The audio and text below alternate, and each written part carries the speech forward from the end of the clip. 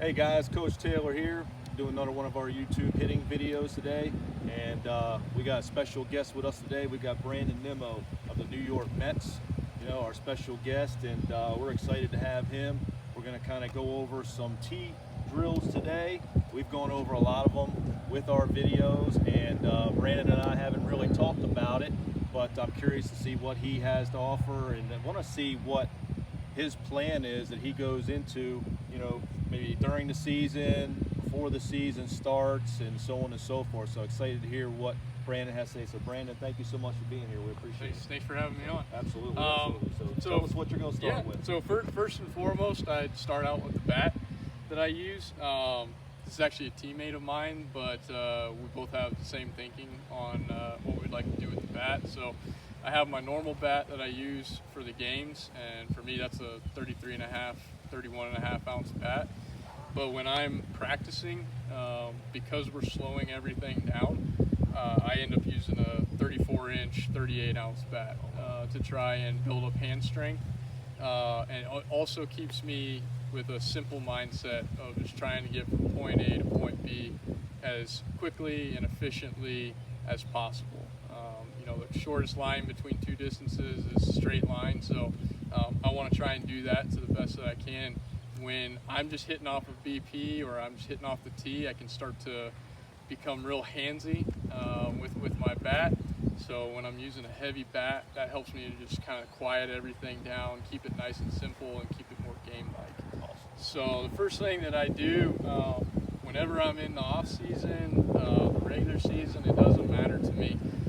I try and keep my routine the same. That helps keep my mindset the same when I'm going into a big game, or just into just a normal session off the tee, or hitting with Tommy. It doesn't really matter. I want to keep the same mindset. So I do one-handed drills, and I do it with the heavy bat. I start with the bottom hand, and when I'm doing my one-handed drill, I'm really trying to set up the ball on a high tee, almost at the top of the zone. Maybe not even high tee, just at the top of the zone. And I'm just trying to backspin a ball to the back of the cage, and that's really all I'm trying to do here. So I'll just try and demonstrate one for you real quick. But I get into my setup with two hands, and then I just take that top hand off and try and hit just a backspin line drive to the back. I try and do 5 in a row the way that I want. That's the perfectionist in me trying to come out, but it just helps me to try and mimic it and be able to repeat what I want to do. And if I don't do it right 5 times in a row, well, then I got to start over. So, Nice. So then I go to the top hand, and on the top hand, same thing. I'm just trying to look at the spin after I hit the ball, and I'll know after doing it so many times now. But if you want, you can have somebody else watch the spin for you. But just again, trying to hit a backspin line drive to the back. So again, I'll try and demonstrate one for you. Again, it's just high, and then I get into my position that I'm going to hit from, take that hand off, and hit it back up the middle. And that one, I would try and redo, but again, it's baseball. You're gonna have failure, but you wanna try and make things as similar as possible and be able to repeat things. So, question for you: did you find when you first started doing the one-hand swings, one hand was more dominant? Yeah. My right hand is more dominant. My right hand's I throw with, and so the left hand I had to work on a little bit more, but. Because of that, I actually did more grip strength stuff on the left side, and I thought of it as my weak hand, and so they actually test us coming into spring training every year, and my left hand is actually stronger now. So it's something that you do identify, but it's more of that coordination. And so I've even gotten to the point where I throw left-handed a little bit sometimes now to try and be able to get that coordination, and that's really the biggest thing. It's just you're so used to doing something with the dominant hand with your right hand, and so my left hand is definitely the weak. I'll say the less coordinated one. It's stronger now, but I do notice a difference and have to work on one a little bit more. But yeah, I do that, and then I move on from there, and it becomes really simple. I just try and find each box of the zone, all 9 of them. And I'm just going to hit 2 balls off of each box. So top and away, up and away, up middle, up and inside, middle inside, middle, middle, middle away, down and away, down middle, down and in. And I go to each box of those and I try and visualize the pitcher throwing from the right side on one and throwing from the left side on one. And when I do that, that helps me get into that game mindset without the game situation actually happening. It actually allows me to have game reps without being in a game. And so I visualize it, and I just get into each ninth. It's not even a quadrant, but each ninth of the zone, and try and hit one ball from each side, from each pitcher, and I just mimic. I just try and visualize them throwing the ball in that situation. I'll step out and I'll do it, and I'll reset every time to try and make it more game-like. Nice, awesome. We had a couple drills that we showed, and again, if you're working on your own, it's a little different.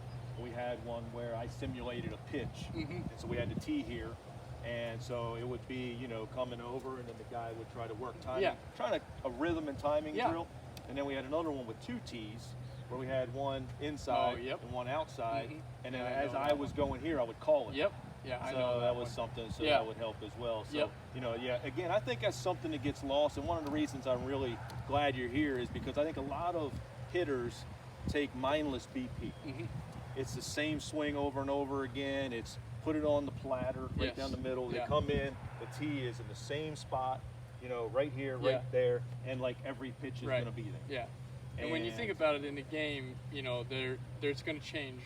Every pitch is going to be in a different spot. It's going to be it could be a curveball, it could be a fastball, and so you're not going to find the same pitch in the same place every single time. And if that is your hot zone, the higher that you go up, the less they're going to throw up there. Right, exactly.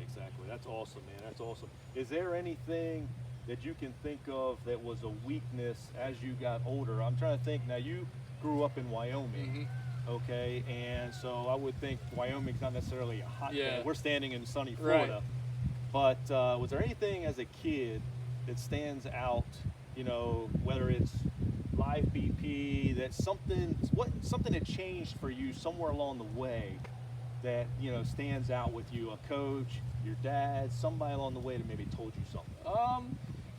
I'd say one of the biggest impacts that was made for me was I drove the ball well the other way naturally when I was young. My dad taught me from when I was really young to hit the ball the other way, and that's what we worked on. And rightfully so, 70% of the pitches that you see are out over the plate. So that was definitely the right way to go. But then that opened me up to, as I got higher up in levels, a little bit of struggling with the inside pitch. And not to say that I've fully conquered anything.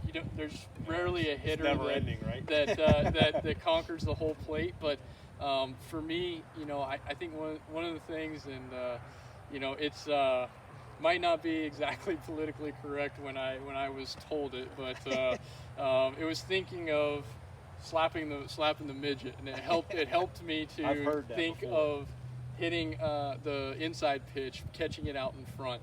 And I had never really hit the ball on the inside very well, but it goes back to why I use a heavy bat. It allowed you to go from point A to point B as efficiently as possible. And so when you thought about it, to hit the inside pitch, I just want to drop down on it. I don't have to try and muscle up. I don't have to try and spin. Exactly. A lot of young guys want to fly the shoulders. Exactly, and that's what I would do. I'd fly that shoulder out. And so when I thought of it that way, and it was Coach Kehoe, he was with Crush Hitting in Arizona. He came down and he would come to us every year, and he taught me that one. And that kind of changed my year. I ended up hitting more home runs that year. And it was just because I was able to get to that pitch more efficiently, and it helped me throughout my career to start to think about, not necessarily trying to generate so much, but just get the barrel there. And if I would do that properly, there would be enough on So you're kind of not the prototypical lefty that just drops the head. Yeah, on that low inside pitch. I wasn't. I drove the ball the other way really well. Over 3/4 of my home runs were the other way. And I really had to learn how to pull the ball. And so Coach Kehoe helped me to do that.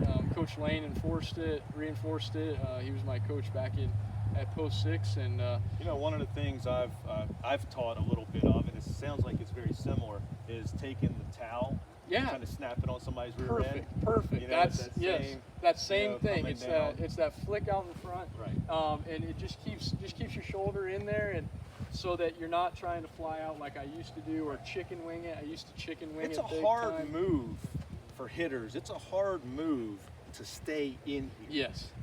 You know, it's uncomfortable in Right. there. You know, we were just talking a little bit ago. I saw a video with Adam Eaton, and he sets the tee way up high and inside, he Yeah. being right-handed, Yeah. you know, even higher than that. Yeah.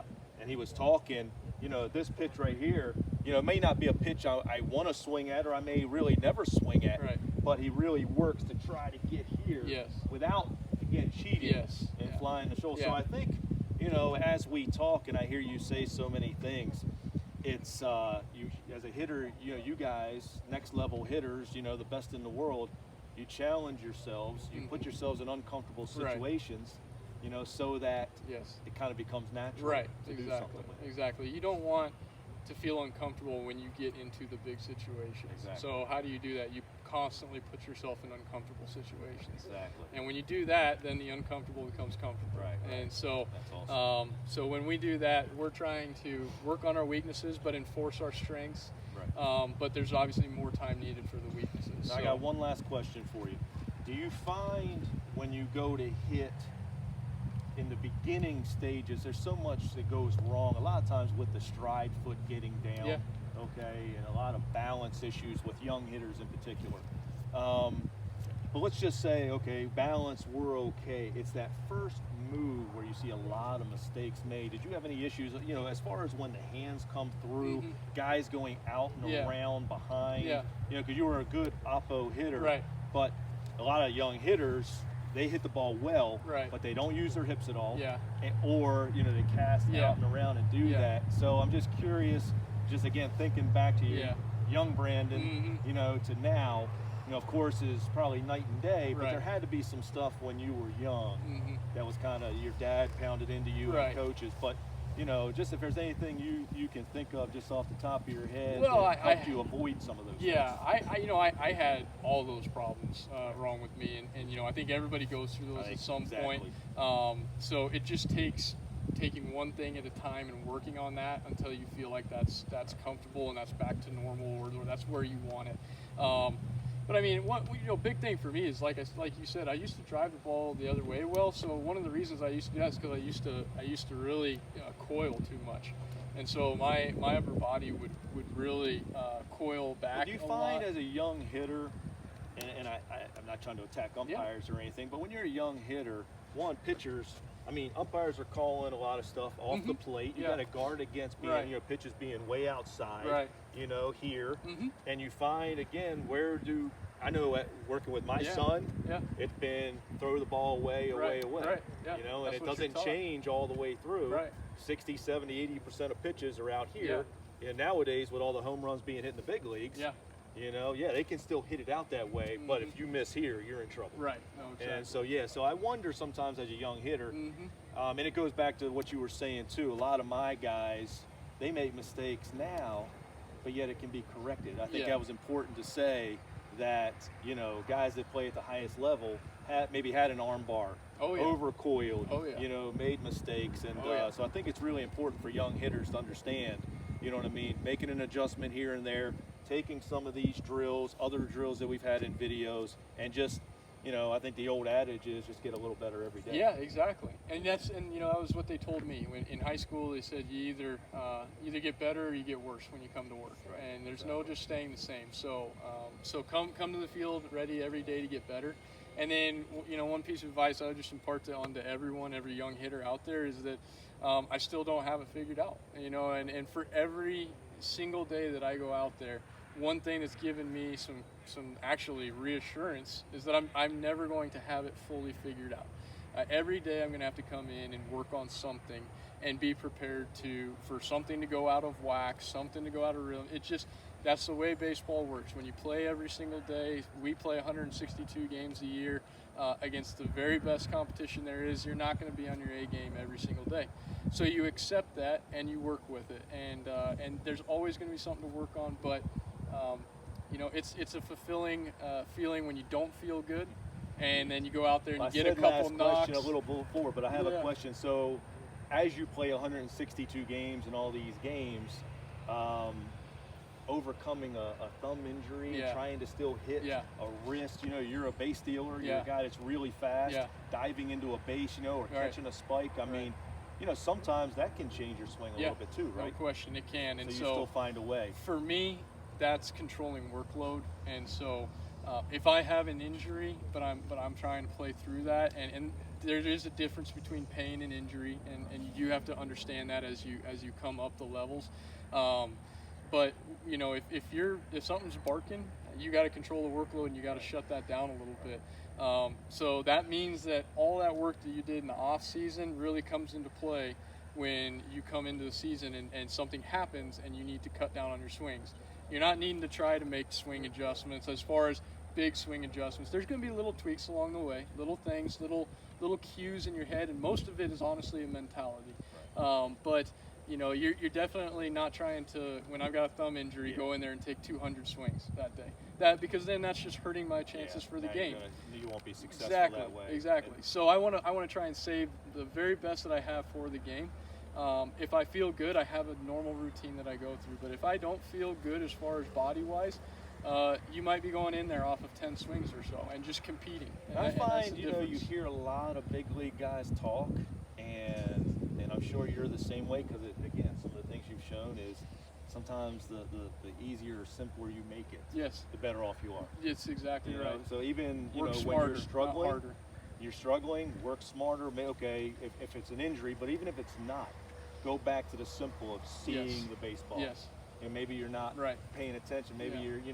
you're not, don't have a hard focus on the ball, Right. or so on and so forth. Yes. So Yeah, we have a tendency to overthink things as baseball players, yes, we especially all do. as Coaches. hitters. I've coached for a long time. Yeah. I mean, man, we think of everything that Yep. can go wrong. Right, exactly. Well, it's a game of failure. You So, can't help right. but do it. But when you can prevail with a little more positive thought or a little more simpler thought, then it usually is the better answer. Yeah, absolutely. Jay Bruce was a big mentor of mine on those exact things, That's on awesome. just making things really simple and understanding that he played the game with a guy who had played for 16 years, and that guy told him, I believe it was Roland, told him that he had it figured out for about 6 months out of those 16 years. And That's so, amazing. he was big on just simplifying things. It's usually not as big of a problem as you think it is. And when you are feeling beat up, When you just can do knock that, I it think down. it frees. I was talking to a friend earlier about Ken Griffey Jr. Yeah. And just how stress-free he looked playing. Yes. All those years, and I was never that way. Right. And it's hard to be that way, but I Yes. think you cross into a whole different level of player You do. when you can get there. No question. When the failure isn't eating you alive. No question. It's that competitiveness that all brought us to the game and that we love about it. And when you can just get back to that, and I have to remind myself of that when I'm not feeling good, when that thumb's beat up or whatnot, just reminding myself, you know what, today I'm just going to be a bulldog and I'm going to go compete. Well, I'm that's going the out thing. there and Yeah. that's all I'm going to do. I'm just hit going it to hard. grind. Yep. Grind it, hit it hard, and that's been relieving for me. That's It's allowed me to, like you said, become a different player and open up and have fun. And I know, again, I'm asking another question. I'm sorry. Is Fine. there a being, now having been in the big leagues for a little while, did it take you a certain amount of time to feel comfortable with yourself now of being there? Yeah. And you know what, I can do this Yes. for a little while. And I know injuries happen. You Right. had an injury last year that set you back Yeah. a little bit. Right. And now we've got, we're starting the season late, Right. due to the virus. Right. But, you look great, you're healthy and all those things, and are expecting big things. But, I imagine at some point in time for a young player. Yeah. you I think it cross was over I into think that. it was the end of 2017 when I was finishing up that year. I got a chance to start on a regular basis for about mid-August into September, the end of September, and when they gave me that opportunity, I did well with it. And at the end of that year, I felt like I belonged. Because you're more. chasing it Right. for so long. Right? Yeah. You're chasing it almost your whole life. Yes. And when you get there, it's the same game, but on a totally different stage. Right. And It's men now. yeah, exactly. It's men. Yeah, it is. It's just different, and you want to find out, do I belong? You're asking yourself those same questions. I mean, at least I was. Maybe some people weren't. I think you do it at different stages in your life, don't you? I Yeah. mean, in high school, when you're trying to hope to make the team, Right. or you're varsity trying to make the team, and do you belong? Right. But then you start having success there, then college, and so on and so forth. I think it's important that you understand that, again, even the greats, the great players in the world, have these issues that they deal with. No and question. again, the more you can compartmentalize that, and keep that at bay, and just go out there and do what you love to do, I think that opens the door to success. And I would say that routine helps to keep that compartmentalized, because whenever I would come into a big league game at the first bit of it, I would still do the same routine I was doing in AAA.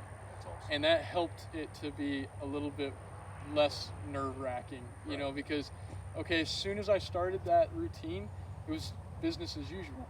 And everything leading up to that might have been different, the media and the locker room and the stadium and everything, and the surroundings had changed, but the game had stayed the same and my routine had stayed the same, and that allowed me to play the same way. That's so, awesome. That's awesome.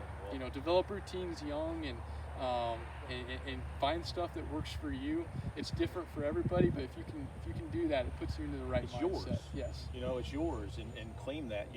What works for you, and what makes you comfortable to go out there and play such a difficult game. Right.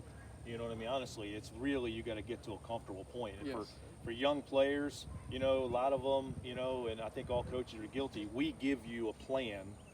Okay, here's your practice plan. I think what you and I are talking about is almost stuff that you do on your own. Yes, yeah, exactly. Having a net, having a tee, whether it's offense, whether it's defense, whether it's throwing, but having a routine to where you go through this stuff so that when that ground ball's hit to you, you don't airmail it. Right. You've gone through that footwork a million times. Yep. And so on and so forth. Well, Brandon, man, awesome having you. Thanks and for having me great on. to speak to you, and great information for all the young guys out there and the folks that get to see this, and we wish you nothing but the best. Thank you. We're big Appreciate fans of yours, and love the way you play. Thank you. I gave you, I don't know that I've given another major leaguer this compliment riding up here, to come do this, is that you're the closest thing, in my opinion, to Pete Rose playing the game today. Oh, wow. Well, And I say that because of how hard you play. Yeah. The things you do that go unnoticed, being a coach for 24 years Right. and a fan, and I worked for the Orioles for 3 years, and on and on and on, watched the game my whole life, and it's just, like I said, it's an honor to be with you, and again, the information, take it, learn from it. That's why we're doing this. Yep. He's doing this, giving of his time to help, anyone out there that's willing to open up and learn. Yep. So again, thanks so much. Thank Appreciate you. it. Appreciate for having me on. All right, Thank absolutely. you so much. All right.